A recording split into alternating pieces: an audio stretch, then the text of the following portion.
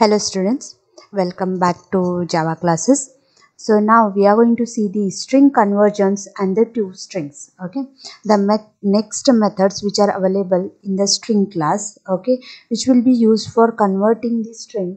Okay, and here you are going to convert different type of object to the string type, and from string to the other type you are going to convert it. Okay, so when a Java converts data into its string representation during the concatenation, already we have seen in the last class, it does by calling the sum of the overloaded version of the string conversion method, that is a value of method, where this value of method it is defined in the string class. Okay, it is overloaded for all the primitive types and all of the object types. Object types already we have known, like integer is there, float is there, and the double is there, whereas the primitive is int, float, and the double. So by using the value of method, you are going to convert different type of data to the string there. Okay, so for object value of, it is going to call the toStrings method on the object. Okay, see, normally to convert the primitive type to the string, normal our value of method is going to call.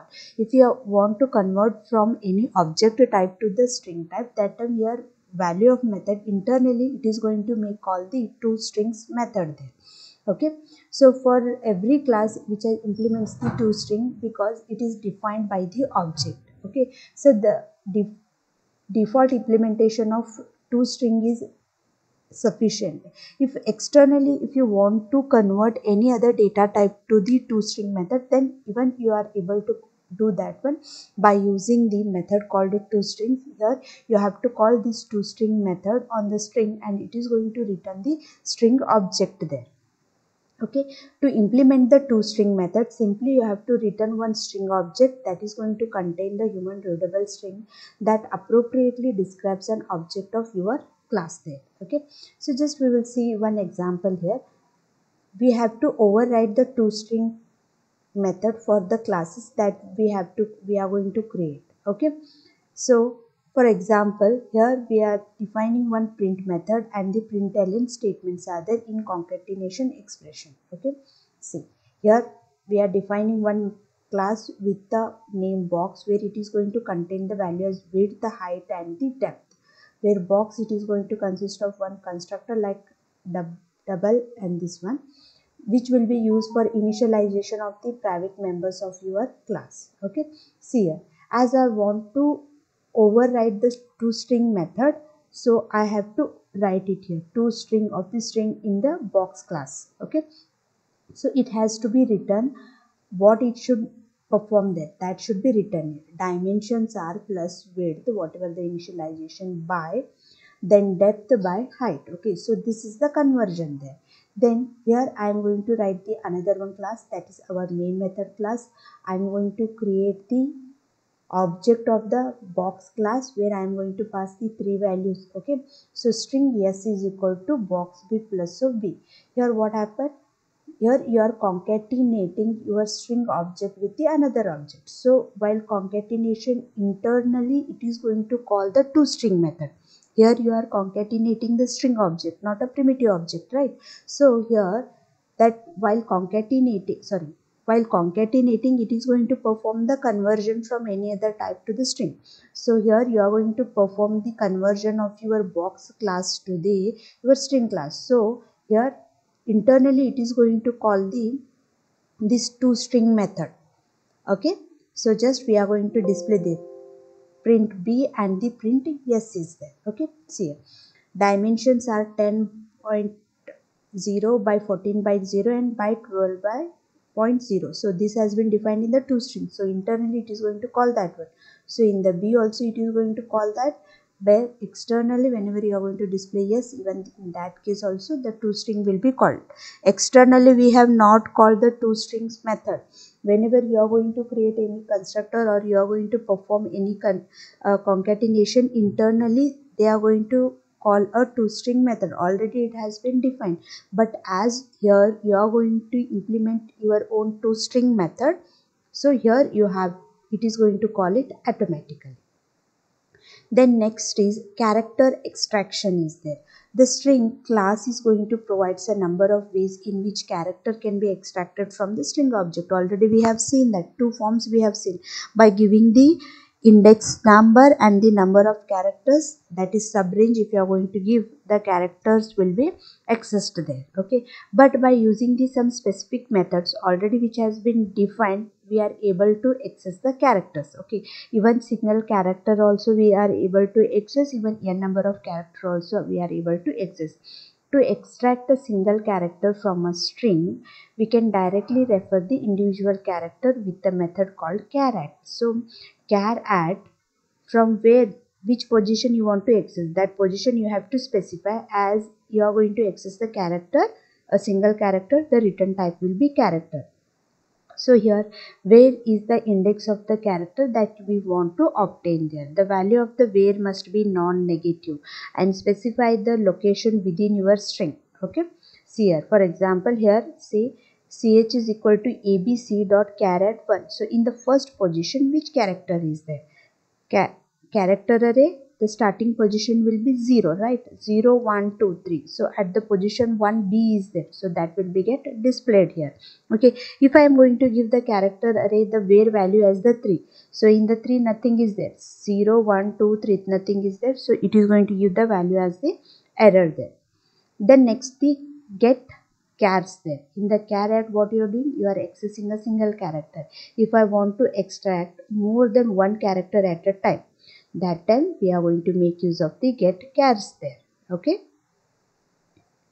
so see here, void get chars int source start, then int source end, then character target, and int target is there.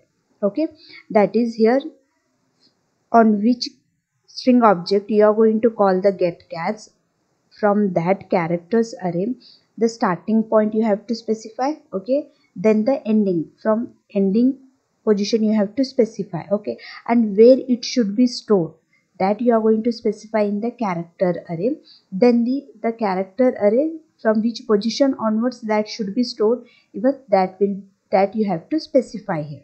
Okay, we will see this thing with an example. Okay, so see here, source start, it is going to specify the index of the beginning of the substring, and the source end, it is going to specify an index that is one past the end of the desired substring, that is source end minus 1 is there. Okay, the array that will be receive the character, it will be stored specified in the target, and the index within a target at which substring that will be copied. Okay, that you have to specify in the target start there. Okay, just here class get demo public static void main, here the main method class is there.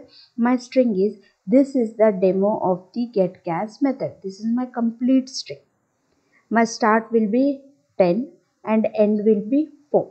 Okay, then just I am creating one buffer where the new character which will start from the uh, end minus start, so it is going to store that 4 characters there. Okay, now see here, target it, get chars. Here you are going to call the get characters on the string object. Yes, so yes dot get chars, from the start position, from the 10th position onwards to the end position, that is 10 to 14 minus 1, that is 13. Where you have to store, you have to store in the buffer, and in the buffer in which position it should be stored, at the 0th position onwards, that, and just you are displaying the buffer. So what output you are going to get, you are going to get the output as demo. Just we will see the position. See, 0 1 2 3 4 5 6 7 8 9 10. So 10th is demo.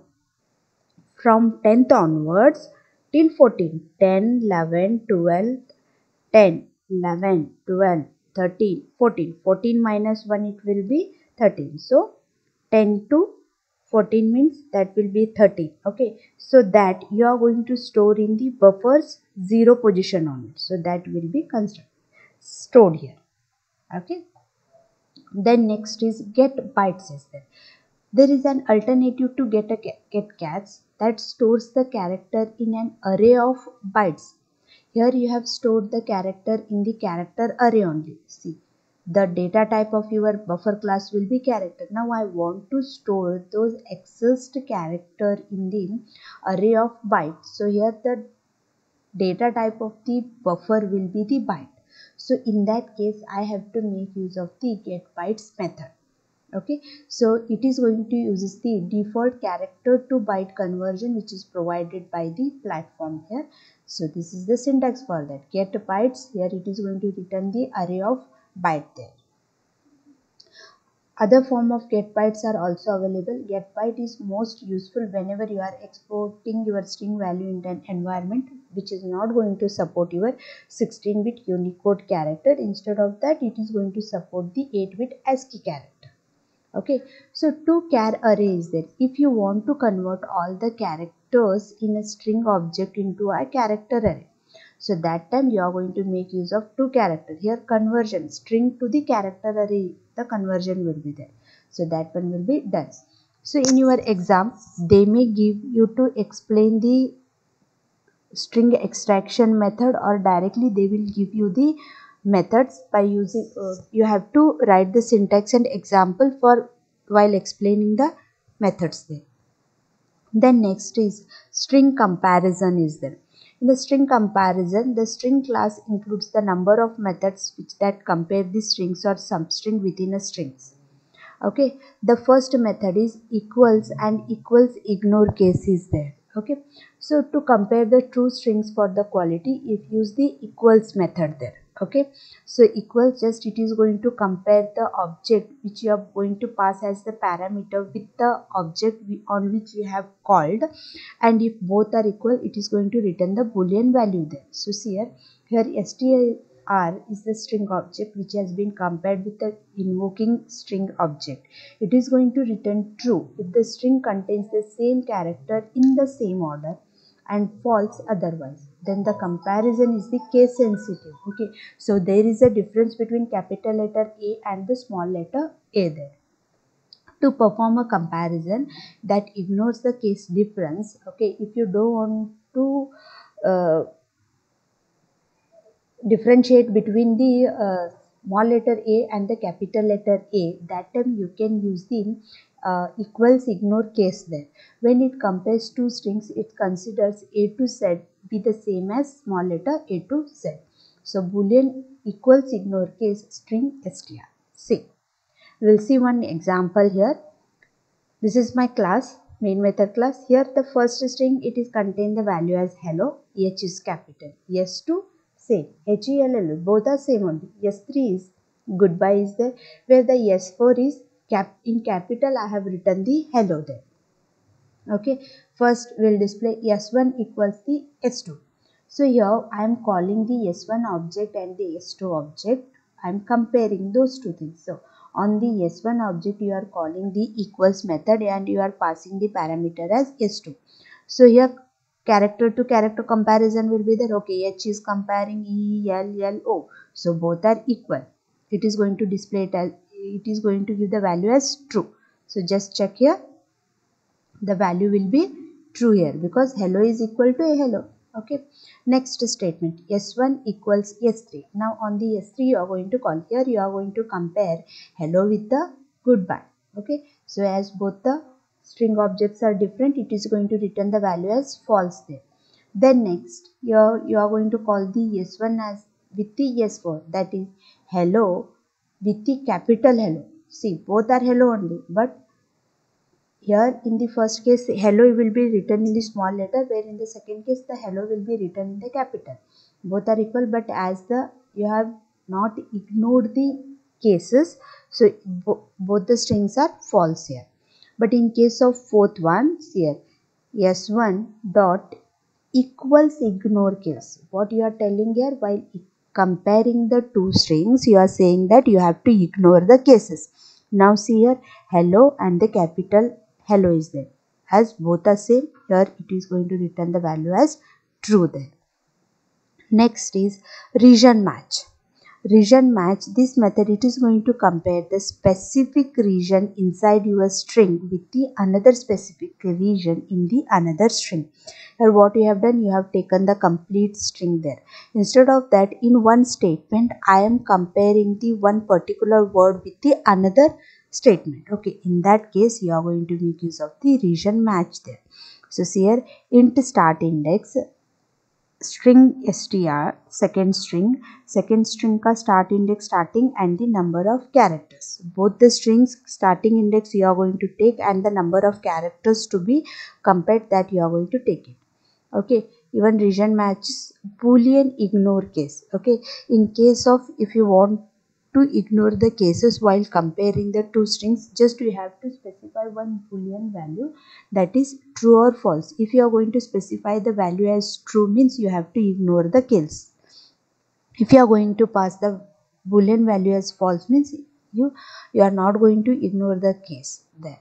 Okay, next is starts with and the ends with is there. So here you are going to compare the starts with, whether your particular statement it will start with a given string or no, and end with you are comparing whether your statement is ends with a given statement or no, that you are going to compare here. So string class it will define the two methods that are more or less specialized form of your region matches only. The start with method determines whether the given string it is begin with a specified string, whereas end with determines whether the string is in question ends with a specified string or no. So start with, here you are going to pass the string. If it is will be start with that value string, here it is going to return the value as true, else it is going to return the value as false.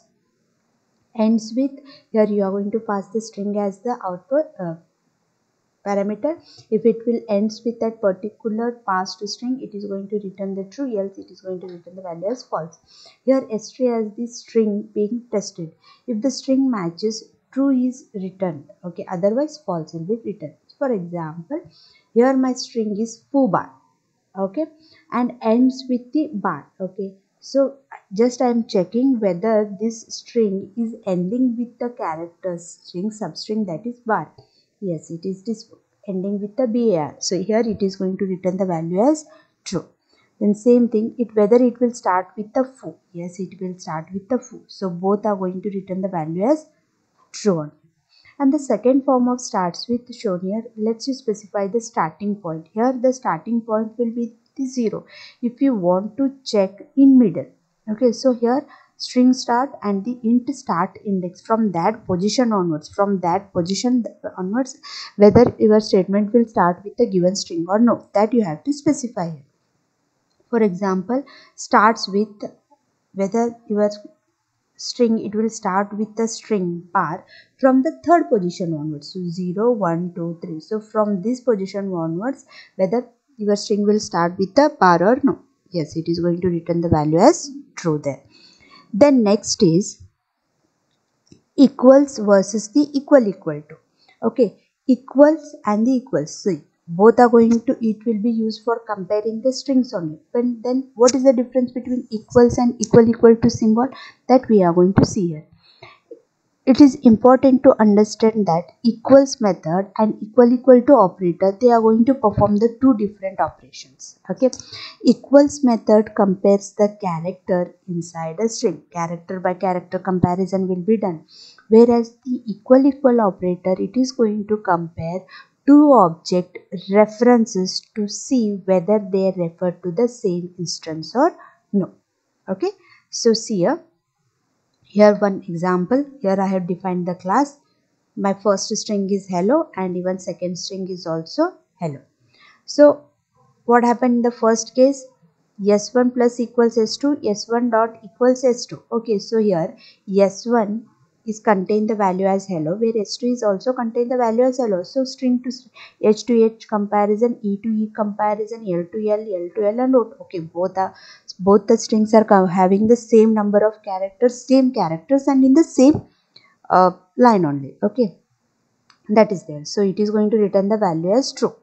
Now if I am going to call S1 is equal to S2, S1 is also have the content as hello, S2 is also have the content as hello. So by default we can say that okay, equal to is there, it is going to return the value as true. But here it is going to return the value as false. Why? Because this S1 it is stored in the memory location like 2000, where S2 it is going to stored in the memory location like 4000. So equal to here it is going to compare the references whether both the strings are referring the same string or no. But here S1 and S2 they both are referring or pointing to the two different strings. Okay, so that's why it is going to return the value as false here. Then next method is compare to method. Okay, even it is not enough to specify know whether two strings are identical. For storing the application you need to know which is less than, equal to or greater than the next. A string is less than the another if it will comes before the other in a dictionary order.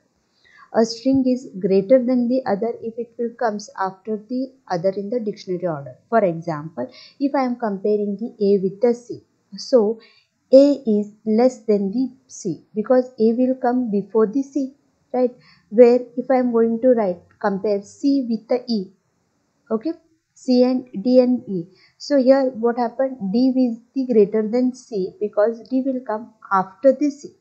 Okay, so that will be specified by using the compare to method. Compare to, it is going to return the two values. If less than 0 means negative, the invoking string is less than the str. Greater than 0, the invoking string is will appear after the given string. Then 0 if the both strings are equal. We will see the example here. Okay, so here I am going to define one string array where it is contained. Now is the time for all good men to come to the aid of their country.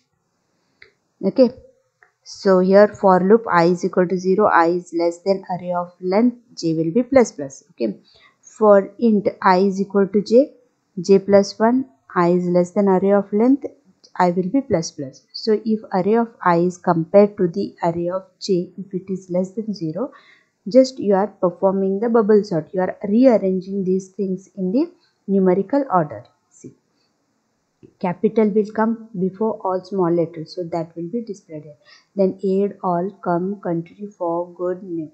See, A B C D E F G H I J K L M N O P S. So in the alphabetical order everything will be displayed. Okay, and if I want to ignore the case while comparing, just I have to make use of the compare to ignore case. Okay, so in that case, the now will be get displayed after here.